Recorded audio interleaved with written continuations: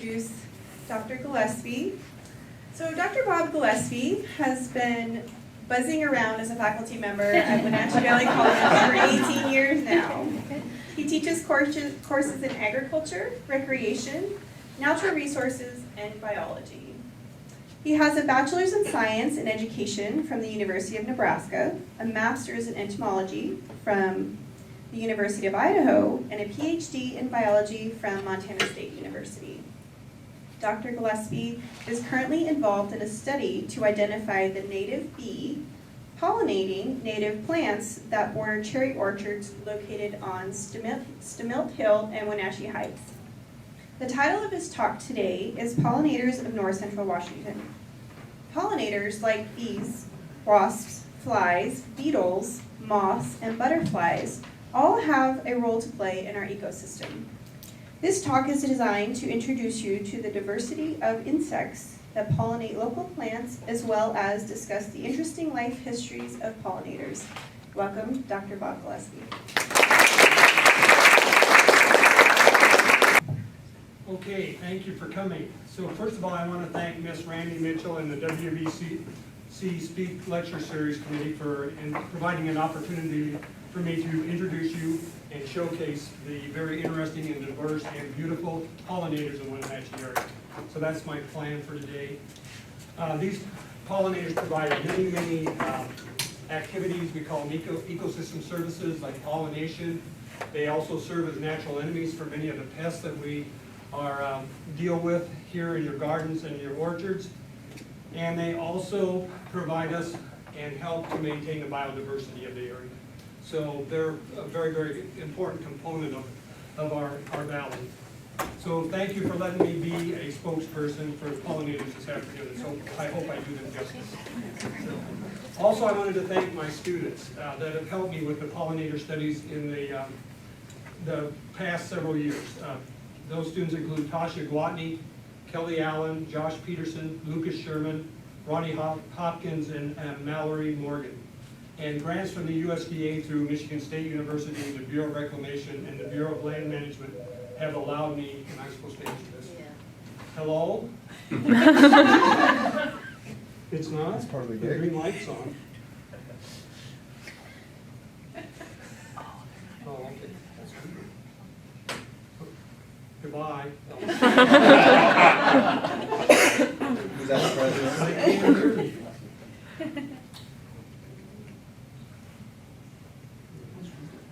Excuse me. Looks like it's on. Can you move the mic closer to your mouth? I can. Everything in the battery is Do you need it a little closer to your... Yeah, it was working earlier. Yeah. Just test it close to your mouth first, and see if that's staged. Anchor it to your lip. Okay, can you hear me now? Yeah. That's good. Yes. It needs to be on. Put it on your collar. You can do this, Bob. Technology will not beat me. It does have a PhD. Sometimes beats me, so. Okay, can you hear me? I think you're gonna have to hold it. Oh. Kind of. I say kind of. What about your hat, Brent? Okay. Like that? Perfect. Okay, great. This won't be weird at all, will it? Still hear me? Okay. That's good. All right, so where was I? Okay, all of this funding came through the USDA, the Bureau of Land Management, and the Bureau of Reclamation. And what it has done is provided me money to be able to hire these students to help me with these particular activities. So I'm very happy with that. So the first thing I want to show you is this wonderful document that Dr. Don Rawls has put together. Ooh, that's light. Get any brighter? The one that says light. Oh, there we go. Okay, good. Okay, so what Don has tried to do is give you an idea of, well, first of all, there's over 600 species of bees in this Washington. So that's pretty amazing to think about. And the other thing is the size variation. So if you go at the very top part of the page, you can see one of the tiniest bees. And then if you end up down here, you can see one of the largest bees, the bumblebees. So that's the kind of diversity in both color and size that we're looking at. And then if you flip it over and you wanted to know the anatomy of a bee, which I know all of you do, here it is. So, and there'll be a little bit of a quiz at the end. And we'll talk about metasomas and mesosomas, and I know you'll be excited about all that.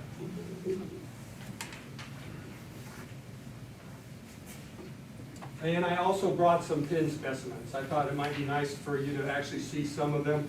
These are my friends, but you usually don't pin your friends with pins and put them on points and stuff like that. So I wouldn't recommend that you treat your friends that way, because I have treated them here. But at least at the end of the talk, if you want to come up and take a look at the specimens, I'd be happy to talk a little bit about those. Okay, let's switch off here, go here.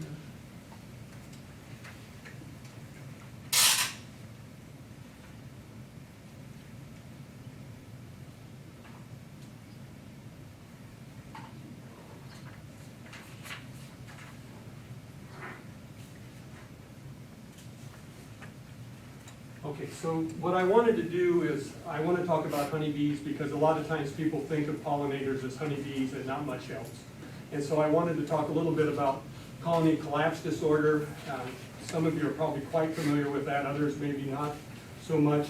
But what this is a phenomenon where the workers leave the hive and they don't come back. And so the hive just keeps getting more depleted of workers. And the hive still has a queen and a few brood workers, and that's all that's left. And without the workers going out to the flowers and bringing pollen and nectar back, the hive can't survive. And so a lot of the beekeepers, the apiarists, are experiencing this phenomena. And so I wanted to explain all the factors that are affected, that are involved in it, because a lot of people don't realize that there's so many issues that are having an impact on honeybees. And so I wanted to go through that and explain that first. Okay, so first off, there are these environmental stresses. So there's the varroa mites, which I'll show you here. See these little mites on the body of the honeybee? So they basically suck the hemolymph from the bees, which is their version of our blood. And so they eliminate the ability of the bee to provide energy for its body, and also by feeding on it, they open up injury wounds, and then secondary pathogens can enter the bees and can cause problems for them. Then they travel on the workers, and then they'll basically drop off of those, and then they'll feed on the larvae and the pupae in the hive. So they also reduce the competitiveness of the larvae and pupa. So that's one of the problems that people are dealing with as far as apiarists are concerned.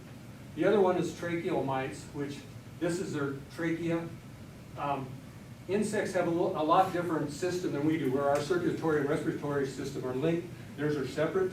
And so they have these tubes in which they provide oxygen to the cells for the organism to function. And these mites get into these trachea, or these tubes, and they plug them up and they feed, and they also cause injury to the spiracle, and it allows entry of other pathogens into the body of the bee. And then there's this little guy here. See this little fly? This is a forward, and it lays its eggs on the bee. The egg hatches and then feeds inside of the bee, eventually entering the brain. And so the bees become these zombie bees. They can't function properly, they can't forage, or they can't do anything properly. And so that also has an impact on the population.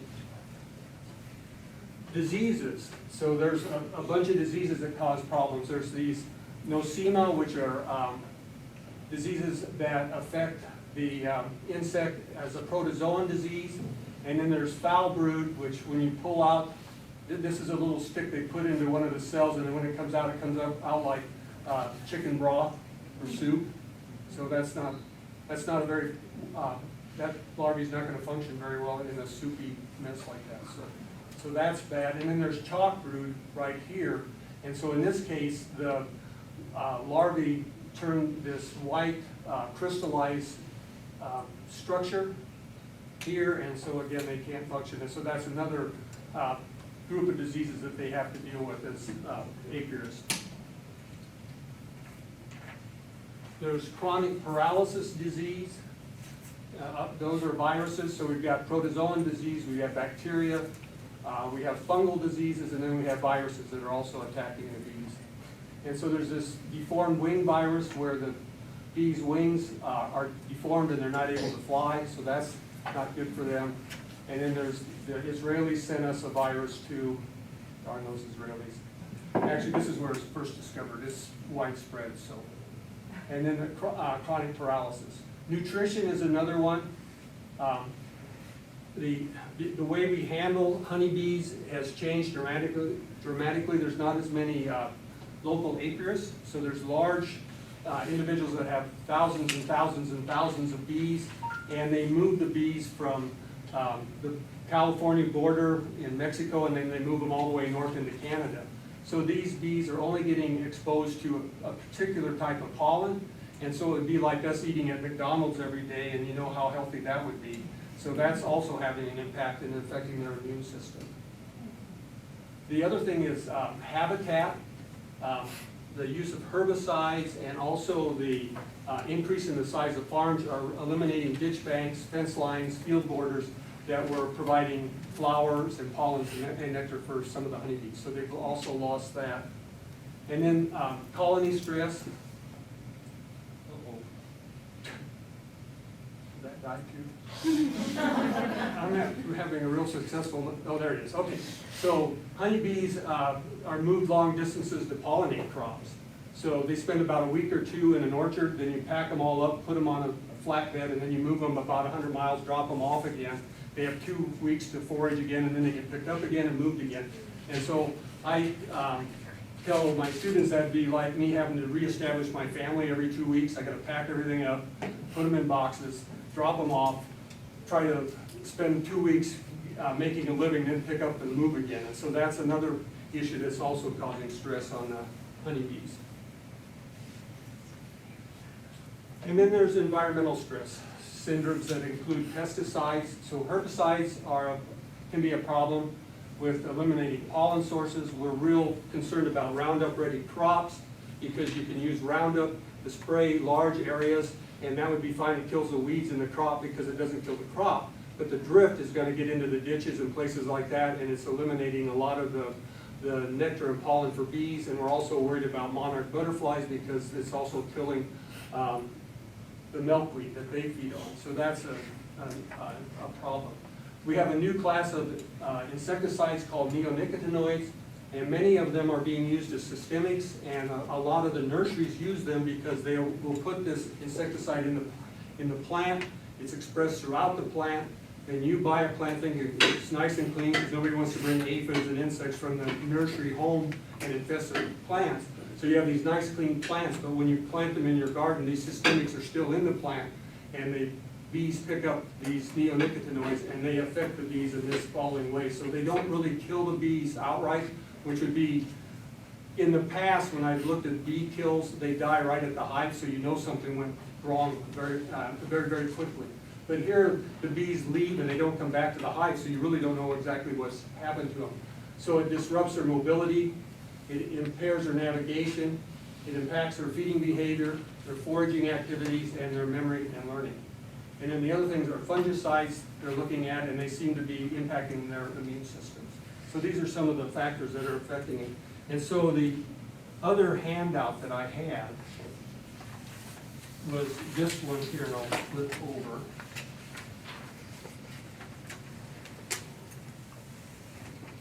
So these happen to be the trade names up here of these neonicotinoids, and then these are all of the different trade names that contain a neonicotinoid in it or not. And so these are, you can buy these over the counter.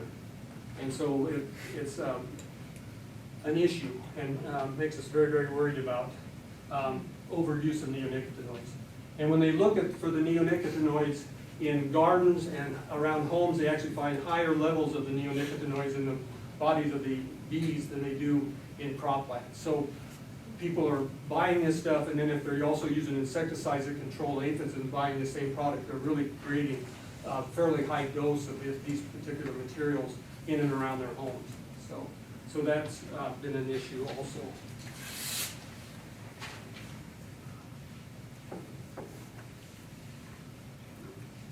This is from the Xerxes Society, which is a nonprofit which is conserving invertebrates.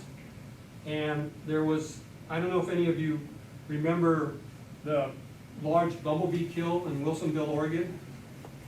And what they did is the linden trees, which are wonderful trees, have beautiful flowers. They're also a very, very good pollen source when they're in bloom. But aphids also like them. So the aphids got on the trees. They produce a lot of honeydew, and nobody likes to park under their car where dripping honeydew drops on the car and you get all that sticky goo on your car.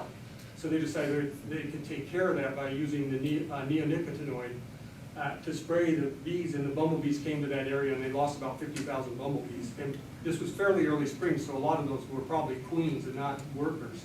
So that was a big issue. There's a big move afoot now to reduce the use of these neonicotinoids in parks and places like that, and parking lots. So that's the neonicotinoids. Bob, you're making me really depressed. So I'm gonna stop here. Okay. Sorry. So do you have any questions related to that? Very, very exciting and uplifting news.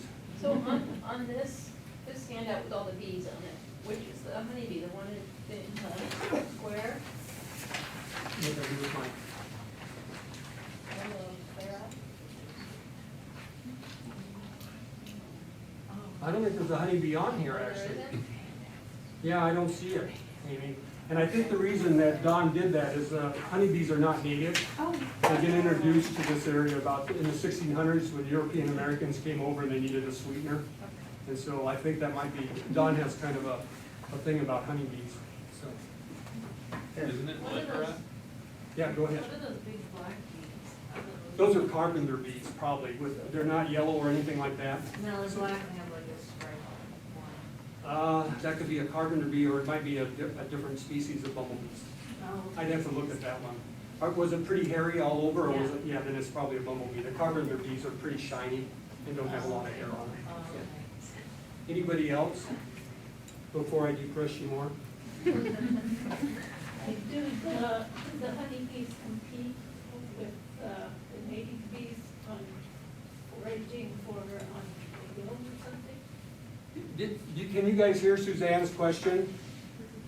All right? Okay, so that's good. Otherwise, I was going to read. Suzanne, that's a really good question. So they're actually at the bee lab at Utah State University. It's a USDA lab. They've been looking at that to see if honeybees are actually forcing native bees out of the orchard, and we're not really sure what's going on. When they use mason bees, so they asked about mason bees, they seem to be fairly compatible and they work out pretty well. And so what a study that they're talking about doing is to look at honeybees alone, look at mason bees alone, and then put them together and then see what impact that has on pollination. Yeah. And like I was saying, we're looking in cherry orchards, and we're just not seeing a lot of native bees move into the cherry orchards. And so I don't know if the cherries are blooming too early and most of the native bees aren't out, or if the honeybees are, because they're foraging so well that they're keeping the native bees out or not. So we're trying to figure that out. Annie? Are all these bumblebees native to Central Washington? Are all? On this list? Yeah, they are, because there have been some introduced for to grow tomatoes, because they're buzz pollinators. And Patty, I don't think anybody has introduced those in Washington, because I don't know that we're growing that many tomatoes.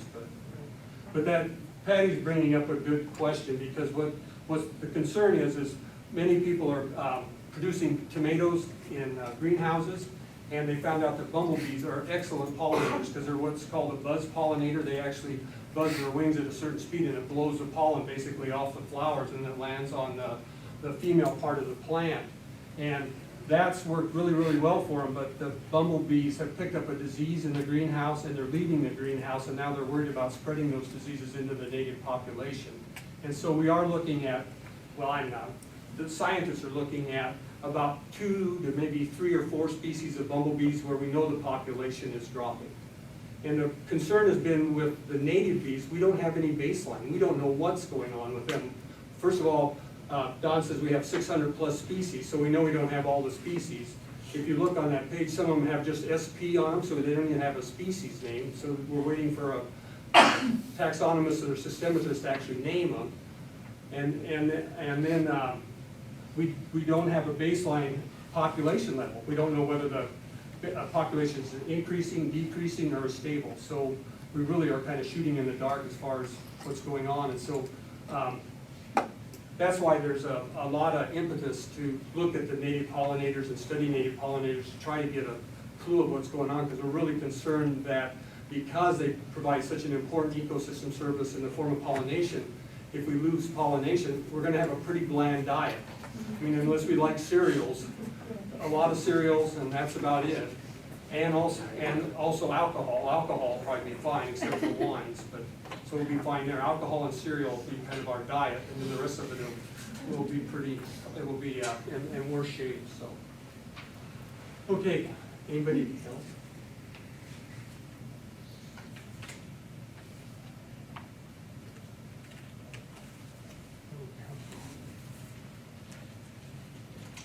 Okay, there we go.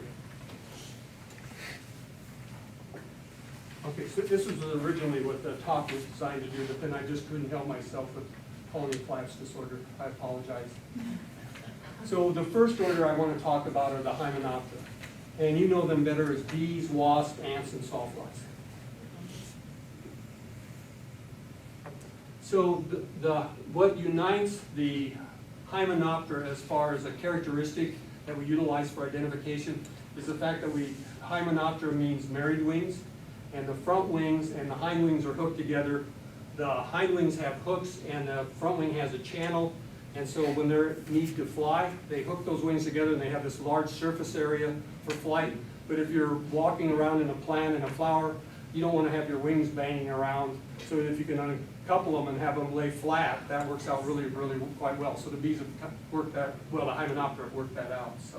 So that's a very, very important adaptation. This is an order of insects which I call the 4 Ps. They have predators, they have parasitoids, which parasitoids are organisms in which the adults are free living and the larvae are parasites. So we give them a little bit of a different name. And they're pollinators, and the 4th P is pretty. Some of them are really, really attractive.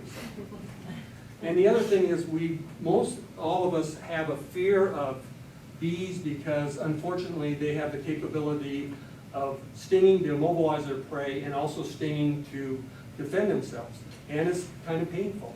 So, and a lot of us lump social wasps with the bees, and a lot of the social wasps can be quite aggressive, and I'll talk a little bit about that. And the bees tend to be less aggressive.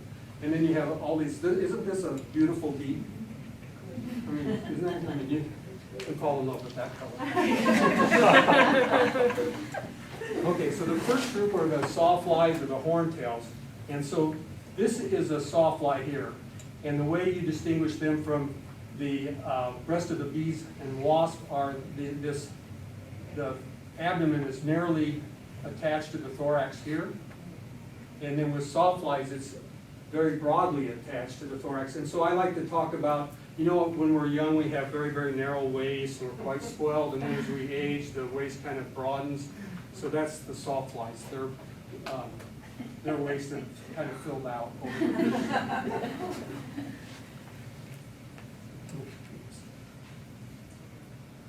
Okay, so this is one of the horntails, and if any of you are out in the woods, you may run into this. This really drives foresters and people harvesting wood, lumberjacks, because see, this thing here looks like a really nasty stinger. And it actually is not. It has not been modified to sting. It's actually just the way this particular female lays her eggs. So she has to drive that egg-laying device into the wood, and then the egg drops on its prey, and then that's not quite clear. What it does, it drops into the wood, and then the larvae feeds in the wood and breaks down the wood. So these are very, very important insects in the fact that they tend to break down wood in the forest and create organic matter. And then the caterpillar or the larvae, they look like moths and butterfly caterpillars. They have these little tiny prolegs, but they don't have the little tiny hooks that appear on the prolegs of caterpillars of moths and butterflies. So those are the sawflies. And you will find these on flowers.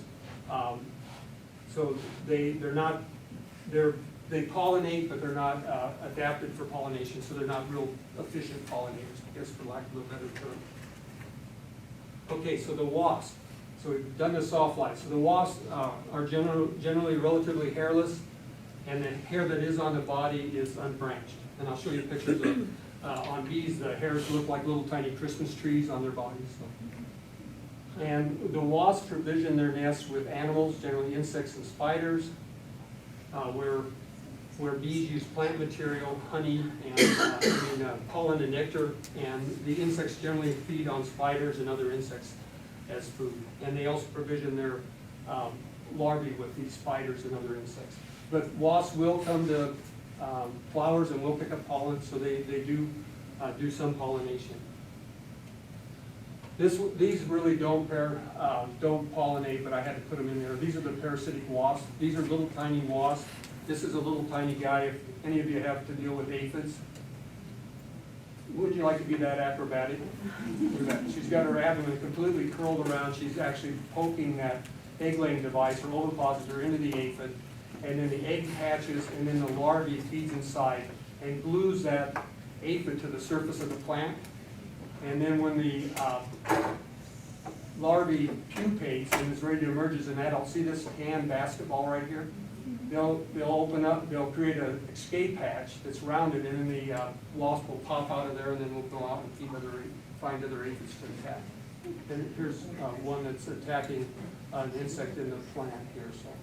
And so their hosts include caterpillars, beetles, flies, and soft-bodied insects such as aphids, scales, mealybugs, and whiteflies. So they're really incredibly important, and they're really incredibly diverse.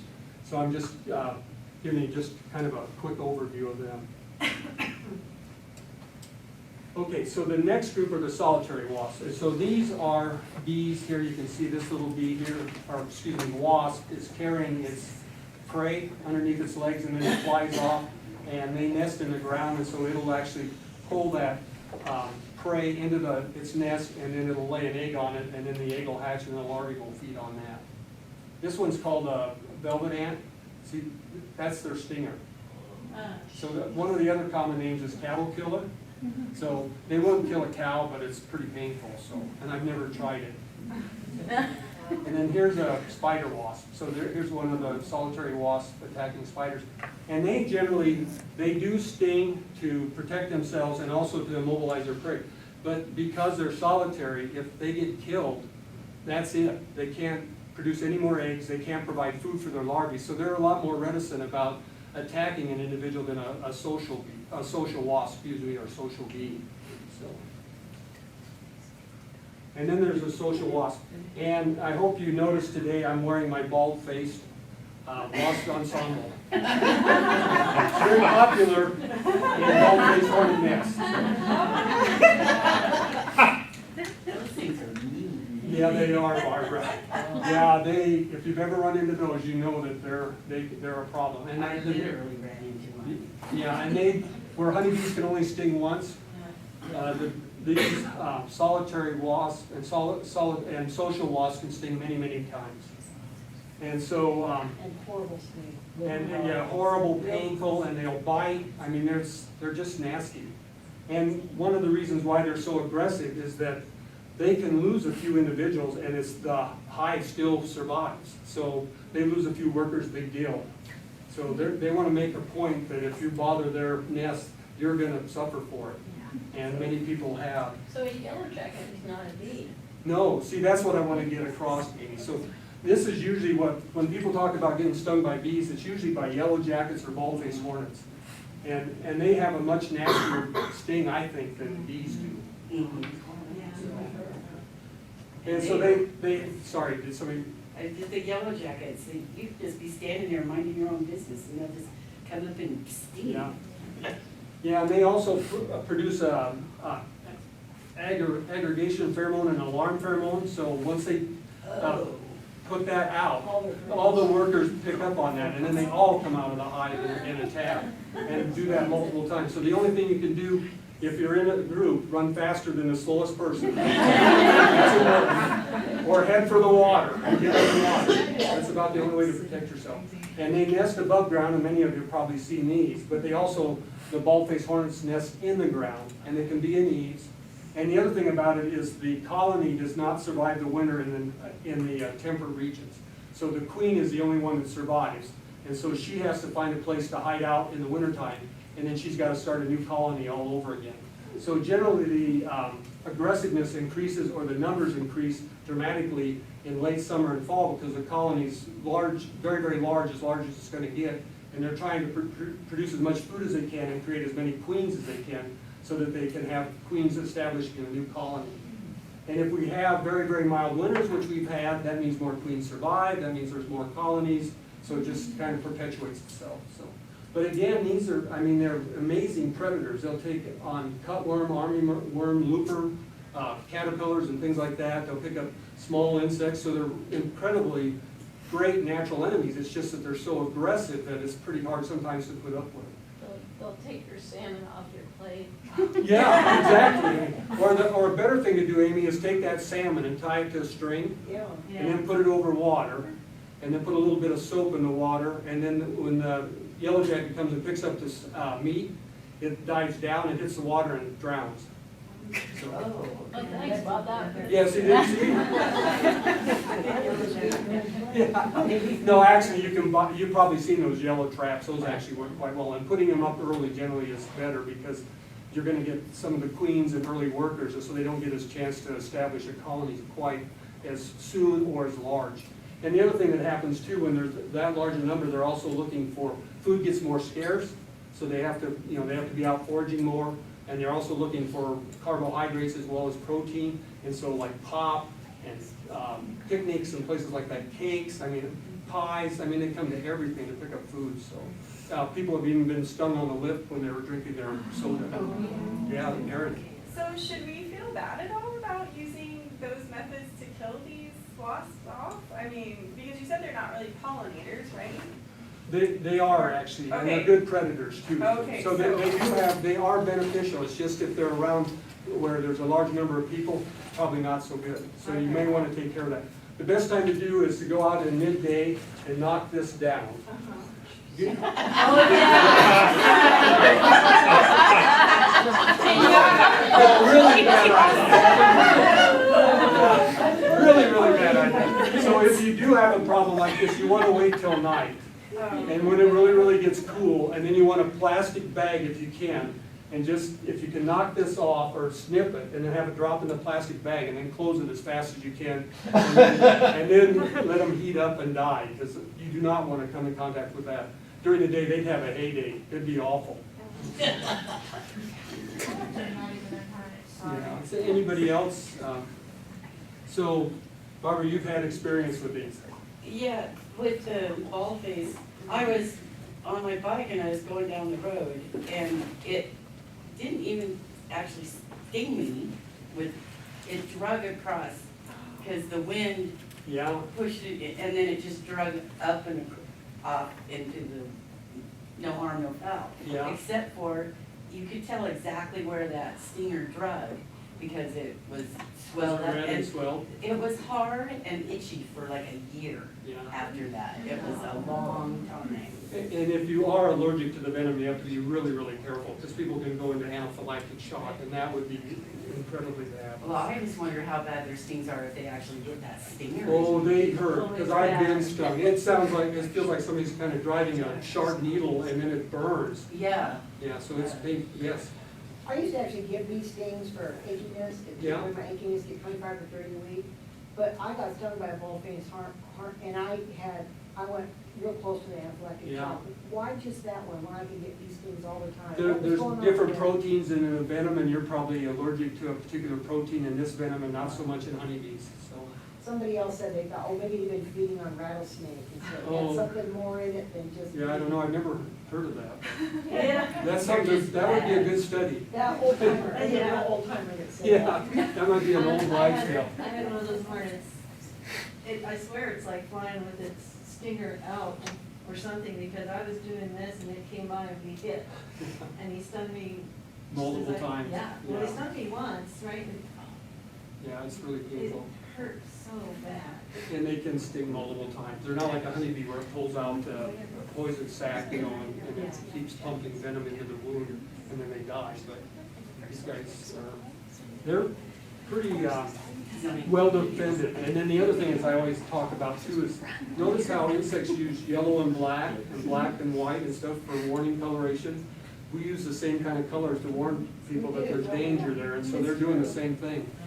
So again, I hate to tell you that insects have always done everything faster than we have. Sooner. Okay, so on to the bees. So the bees have adapted to gathering pollen and nectar and become incredible pollinators. And rather than using an animal like an insect or spider for food, they've adapted and use pollen and nectar for their food. And they'll create these kind of pollen nectar balls, and then they'll lay their eggs on that, and then the larvae will feed on those balls. But they have these specialized structures. So they have this flattened area, which is called a pollen basket, and which is a corbicula, and then they have rows of hairs, which are called scopa, and so they can actually pack large amounts of pollen. And you probably have seen bees flying where they just have this big yellow ball on their legs. So that's all pollen. And then here's the hairs I was telling you about. See, don't they look like little Christmas trees? So wasps don't have that type of hair. Their hairs are unbranched. So it's one of the characteristics I have to use for identification. Because sometimes the bees are pretty hairless, and so they get mistaken for a wasp. So Bob, when you see a bee flying around that's really slow, like around all these flowers, like does that mean they have a lot of pollen in their baskets? Have you seen, do they have a lot of yellow on their legs too, Erin? I don't recall. Because sometimes when they're doing that slow, they're just basically checking out the flowers. Oh, okay. You know, find out what the availability of pollen and nectar is and so Oh, on. right. Okay, so the first group are the solitary bees, and again, the individual female has to do all the work herself. There's no breakup of labor by different groups in the particular colony or the nest. So she does all the work. So again, they tend to be small, and they tend not to be willing to sting very readily, because again, if they get killed, that's it. They're not going to produce any more eggs. They're not going to be able to provision for their larvae. So, and they tend to be smaller, and the stings feel just like little pinpricks. They're not very painful. So this is part of the quiz. So these are the angrenids or mining bees, and so you have to tell me that they have two subantennal sutures right here, and their basal vein is straight, not curved. So will everybody remember that? And their jugal lobe here is longer than their submedian cell. So this is a whole lot more information than you need, but I wanted to basically show you what kind of characteristics we look at to place the bees in the particular families and sometimes in a particular genus. So that's the only purpose of this. But these are cool little bees. And there's about 1,200 species of them, and they're mostly ground nesters, as I've said. And sometimes they nest in groups, but they're still solitary. So that's the first family. And then there's the Calididae, which are the masked or clown bees. These are really cute little bees with yellow markings, oftentimes on their face and on their thorax. Oh, we better not talk about that. Looks like they might be mating, X-rated. And then the other subfamily are the Coletymi, and they're the plaster bees. They actually they make a material that almost looks like cellophane, and they line their nests with that. And then it protects them from excess water and diseases getting into the cell. So those are the plaster bees. And so what we look for there is this second recurrent vein is S-shaped. So everybody will remember that, right? Okay, great. This is a lot of fun. This is how I torture my students. And then the next family are the Halictidae, or they're the sweat bees, and some of these are incredibly beautiful. It's like this little green sweat bee here. And basically what I look at for them is this vein right here, this basal vein, almost forms a 90-degree angle with this vein here. Why are they called sweat bees? Sweat bees, have you ever had a bee come by and kind of spend a lot of time around your arm? kind of probing with their mouth or tongue. The reason they're doing that, they're looking for moisture and also the minerals on your arm, and so that's how they got the name sweat bee, I guess, because they come to people that are sweaty. So I think that's it, Amy. It's some of the terms that have come up with, you know, like some of the common names, you know, that people pick on those and they But if do you those. don't flap around, will they sting you? What's that? If you don't flap around and stuff? No, they won't. They really won't bother you at all. And I've actually been stung by one of these, and it just barely, you just barely feel They're it. very gentle, actually. They are. Just gonna go like this. They are, Amy. They really don't want to sting, because again, this is a solitary bee, and if it dies, it's done. So they are real reticent to sting. Okay, so those are, all three of those are called short-tongued bees, because they have shorter tongues and they time it. I was just curious, we're talking about solitary bees, and you're talking about how independent they are. At what point do they mate? Do they have to mate? Do they make more than one brood a year? Like, how does that all work as a solitary animal? Okay, that's a good question. So usually what happens is the female dies, she never sees her larvae develop into an adult. And so what'll happen in those tubes that they're in, or cells, usually the females will be laid first and the males will be laid last.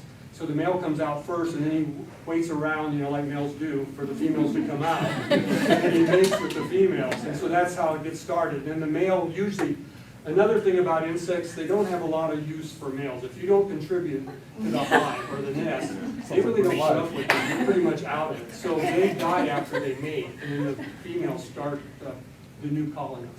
So does that answer your? Yeah. Okay. Okay, so these are, the next family are the long-tongued bees. These are the leafcutter and mason bees. And any of you grow roses? Have you had them notches cut out of your roses? It could be either a strawberry root weevil or it could be a leafcutter bee. So if you watch it, probably is it could be a leafcutter bee or it could be a strawberry root weevil. But the reason they're doing that is that they use those little pieces of leaves to form a cell, and then they put their pollen ball, a nectar ball in there, and then the larvae feed in that, and then they'll make this nice little cylinder, and then they'll shut it off with another piece of leaf, and then they'll start a new cell and a new cell and a new cell. So those are the leafcutter bees. And then, Jalen, you're asking about mason bees, right? Yeah. So these are the mason bees, and you can actually buy these bee boards, and they have to be a particular diameter for the bees to use them. And so they'll actually go in there, and the mason bees use mud rather than leaf material. And so they have to have a certain consistency of soil and mud, and then they'll create a little cell out of the mud. And then they'll put their pollen nectar ball in there, and then they'll lay their eggs in there, and then the larvae will feed on that pollen ball. And they collect their pollen a little bit differently. This is their area, their pollen basket is on the underside of their abdomen. And so sometimes you'll see these, a lot of times when they're on the flowers, they look like they have kind of their butts up, because they're full of pollen like this. So that is one of the distinguishing characteristics of the leafcutter and mason bees. And Kelsey? Are different mason bee species have different hole size that they like? We have one of these mason bee boards, Yeah. but the vents around our window, you know, there's like little holes for the vents.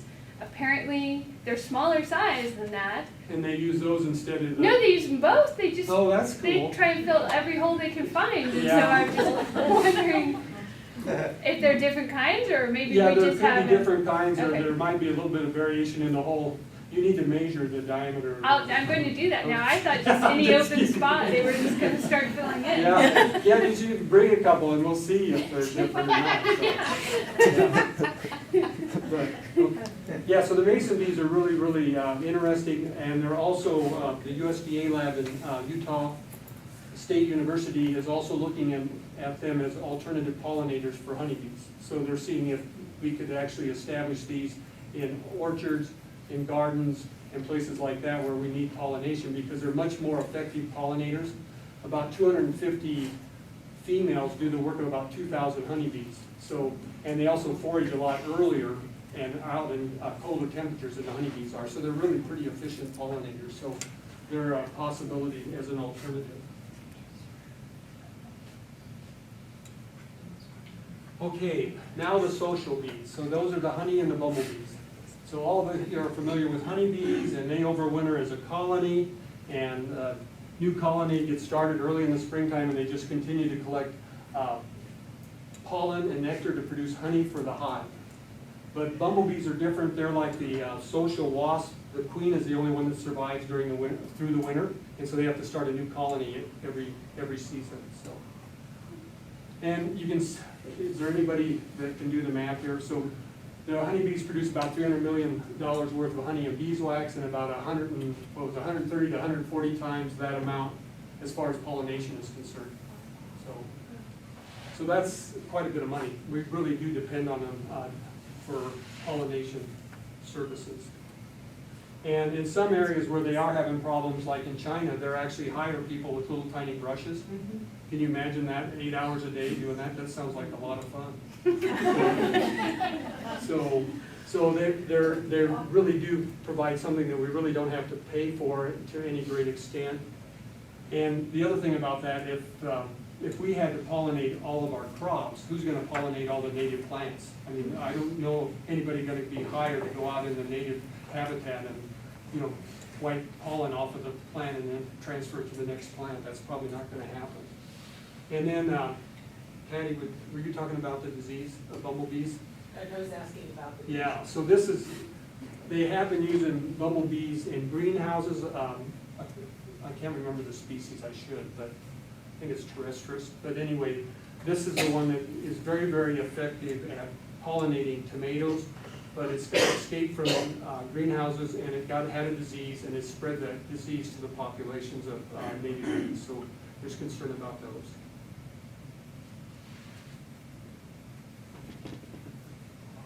So just a picture of a honeybee with its tongue, because I haven't showed that. And then here's the tongue of a bumblebee. And again, the jugal lobe is absent in bumblebees, and then honeybees have hairy eyes. I don't know what the advantage of hairy eyes are, but. And then we talked a little bit about the pollen ball. So here's a honeybee with that pollen on its legs packed, and then the hairy eyes.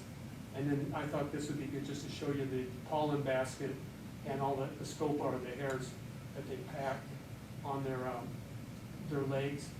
And then the other thing that's kind of interesting is the bee oftentimes is a different charge than the pollen, and so the pollen's actually attracted to the bee. So there's all of these adaptations going on.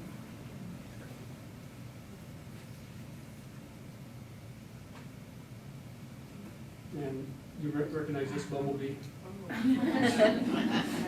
So there's about 40 species of bumblebees in North America. Again, they have to start a colony every spring, and a colony may get to be about 50 to 250 workers in a season, so it's not a large colony like you think of with honeybees. And the queen has to do she goes out, collects pollen and nectar, creates a pollen ball, lays her eggs on that, and she has to do all the foraging initially. And then when the first brood of but females come out, then they become the workers, and then she stays in the hive and continues to lay eggs and increase the size of the hive.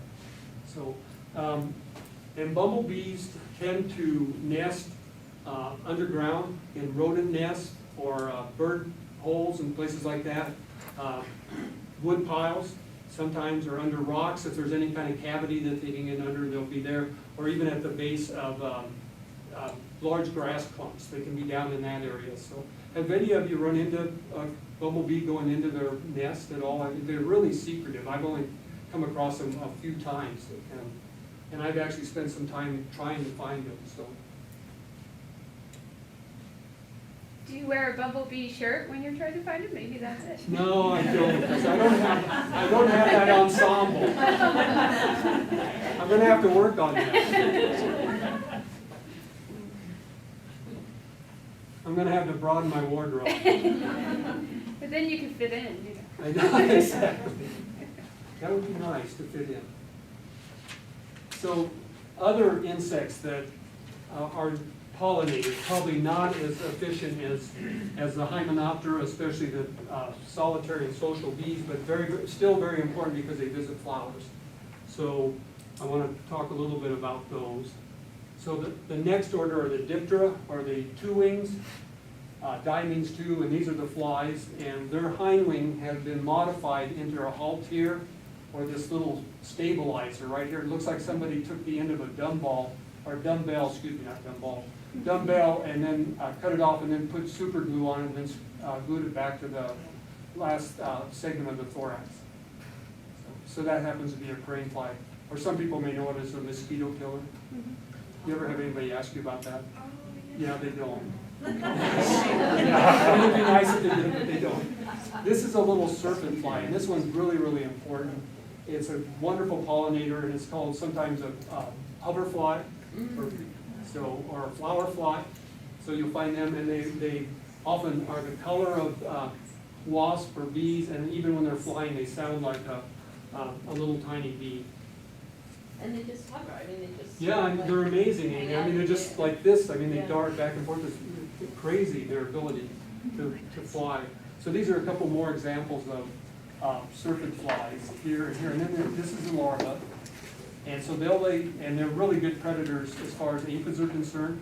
So they'll lay their egg on near the colony, and then the egg will hatch, and then the larvae will glue itself to the leaf surface, and then it'll rear up and bounce like this, and it's got two little mouth parts that look like hay hooks, and it'll just rip the aphids apart and then just suck up the colony. So it's pretty gross. But they can, Patty, you've seen them do that, so they can really clean up on an aphid colony very, very quickly. So they're both beneficial as a pollinator and also as a predator. But what, Yeah. if it eats those that are right around, it's glued to the leaf, Yeah. so it can only eat those that are just right around. Well, it will unglue itself, Oh, and then okay. it'll move. Yeah. So Oh, I see. It so can- we were it yeah. can move and reattach. Move and reattach, and then go after more aphids. Okay. So.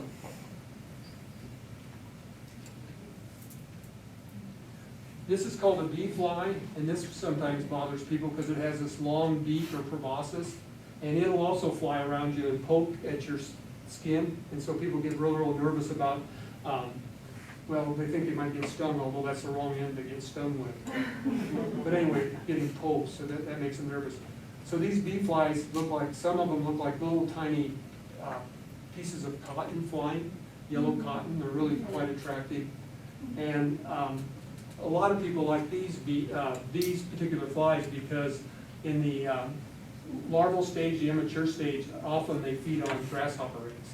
And then there's a few species that attack bee eggs, which isn't quite as popular. But if you have a grasshopper outbreak, these bee flies can be quite numerous and can be quite effective in helping to reduce the population of grasshoppers.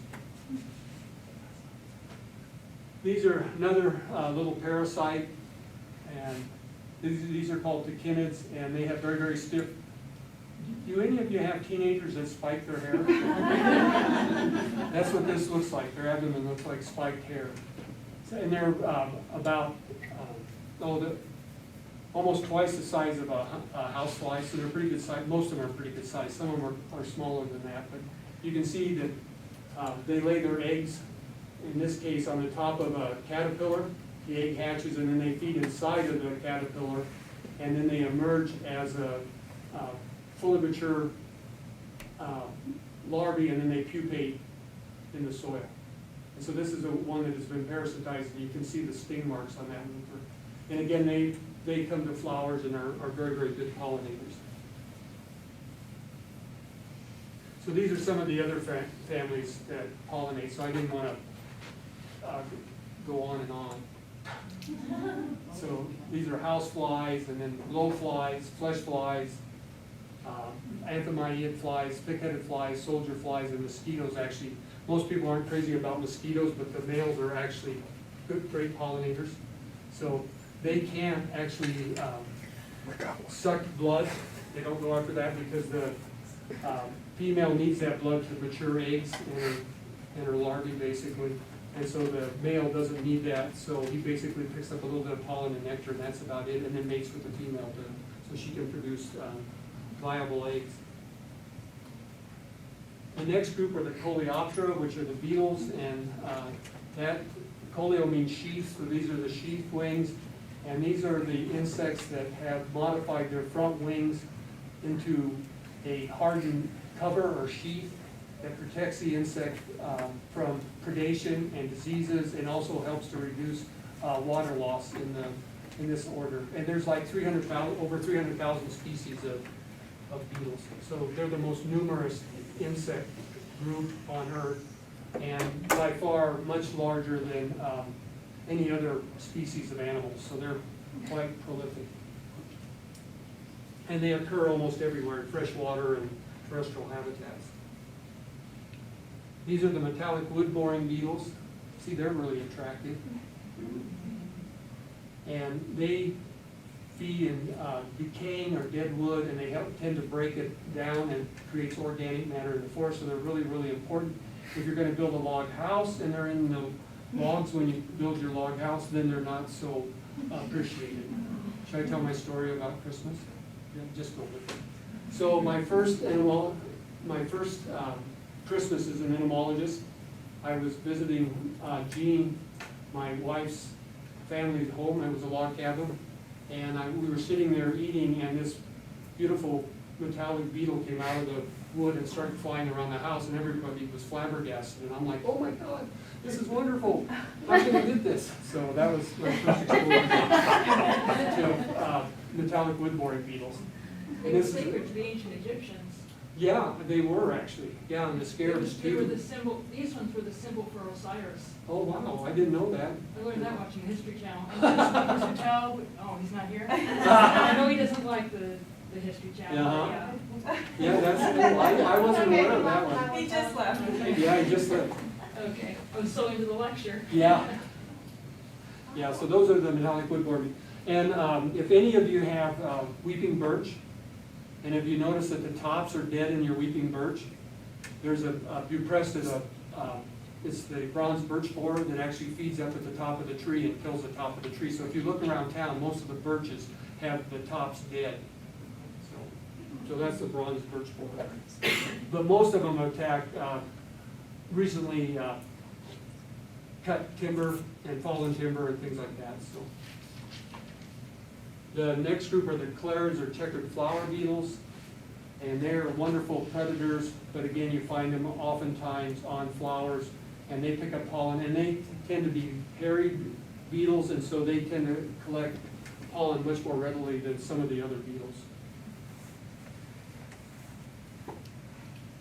And then there's the soft-winged flower beetles, the melirids, and they're also colorful, and I like these because if you look at the male's antennae, let's see, it looks like a kernel of corn stuck there on the antennae, or they have this big round ball on their one of the segments of their antennae. So, and they tend to be pretty colorful also. Although this one is just kind of black and gray with hairs, but it's also found oftentimes on flowers.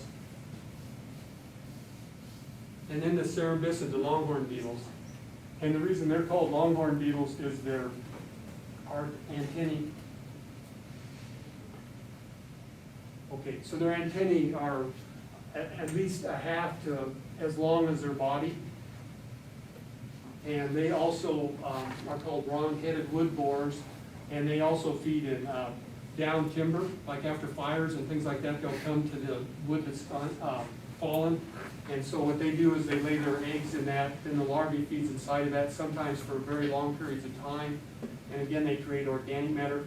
There's one, have you guys ever had a large Prionis or Gates come to lights or anything? They're about this big. They're the biggest beetle in the Pacific Northwest, and they hiss. So those beetles actually, they lay their eggs in stumps, and the larvae gets as big as my thumb, and so they'll just break those stumps apart, and then it becomes organic matter. So they're pretty interesting beetles, and they're very colorful also. And then there's the leaf beetles. And so they're also a lot of pests in this particular group, but again, they visit flowers and do provide some pollination. So anybody ever have problems with Colorado potato beetles? On their potatoes, no? Asparagus beetles? Now, those are in that family. So those are the Priceanoids and leaf beetles. So.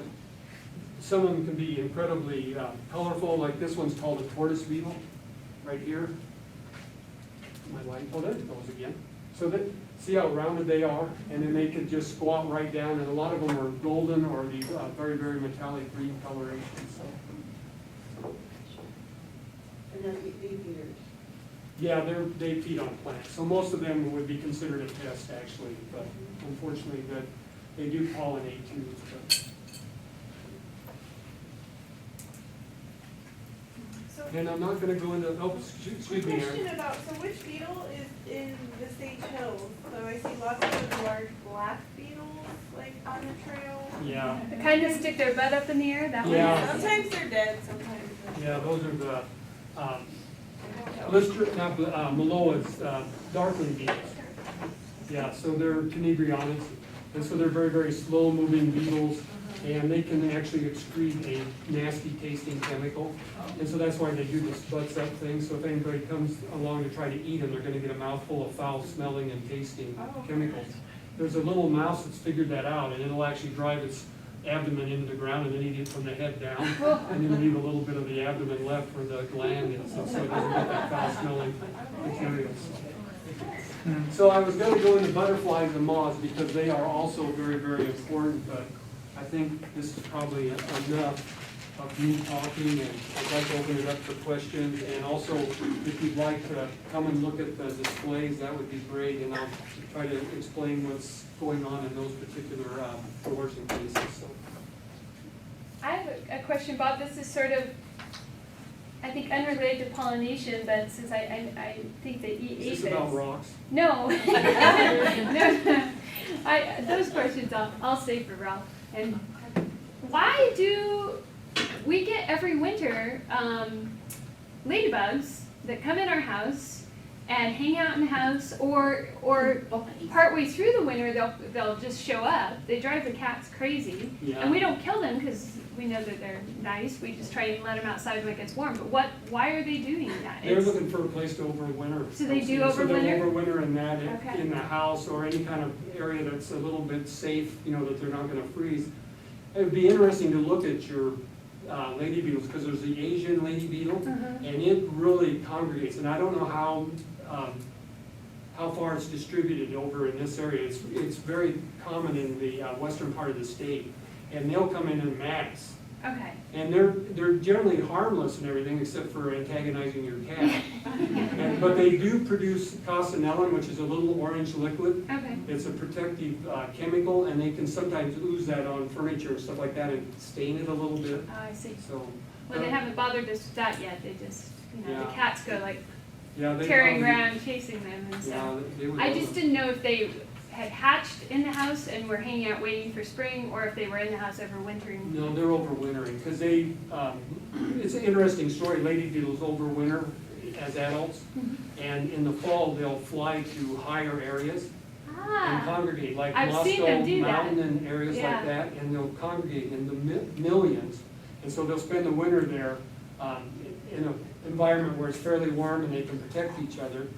And then in the springtime, they have to disperse. And they'll mate and then disperse, and then they'll move down out of the higher places and distribute themselves throughout the area below that. People have actually collected lady beetles to sell as biocontrol agents. And so what happens is they'll collect them in the fall. They'll put them in not a freezer, but a refrigerator to keep them cold. And then they'll sell them before they have an opportunity to mate and disperse. And so as soon as you buy those, and they just fly off to everywhere. So So you does don't it- really get the benefit of your lady beetles. But the neighborhood really appreciates it. They can just provide lady beetles for the whole neighborhood. Why do they bite? They will bite. Yeah, they will. Noticed that. Yeah. Yeah, if you fool with them too much, they will occasionally bite, so, yes? I have an opportunity to have some honeybee hives on my property. The lady seemed to think it would be a great place, I've got tons of Russian sage and stuff like that. If my husband's not crazy about the idea. So if we were to go with this, how far away from any traffic areas would those hives need to be safe to be around? Oh, are you in town? No, I'm not in the country. Oh, you should be fine then. I mean, are you trying to protect them from being hit by cars and stuff like that, or just Try to from? keep from getting stoned. Yeah, if you're, can they be put out a quarter mile away from the house? At the minimum? Probably not that far. Well, as far as you can put them away from the house, that should protect you. And most of the honeybees are really pretty docile and people don't bother them. I've never had much problem with them, but is your husband allergic to the No. venom? So you need to do like the bees, dump him.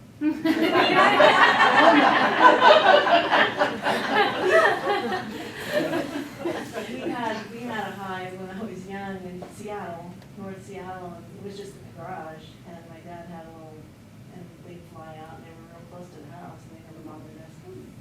Yeah, I just have never run into a problem, but if some people are nervous about it and they react quickly around the hive, sometimes they can react to that and get stung, so. But if a person's pretty calm, they don't seem to bother all that much, so. So Bob, I may have missed this because I was a few minutes late, driving down from Brewster. But I was wondering about what kind of pollination research have you been doing in North Central Washington? In that area by BB Bridge, have you been doing? No, that's not me. I don't know who that is, no. No, I've been working up in Wenatchee Heights and Mill Hill because it's really close to campus and it's beautiful up there and the native plants are really intact. And so I figure if I'm gonna find native bees, that's gonna be one of the better places. And then we have all of those cherry orchards there and I figure if native bees are gonna get into the cherry orchard, that's probably the most likely place where that will occur. So I'm not sure who's working up there, Nancy. Well, it'd just be interesting to hear more about your work that you are doing in the field. Did you talk about that at the beginning? No, not really. No, I didn't talk too much Maybe about another it. time. Yeah, I could do that, talk a little bit about what we're finding out in the Yeah. orchards. Anything else? And I'll take this off of my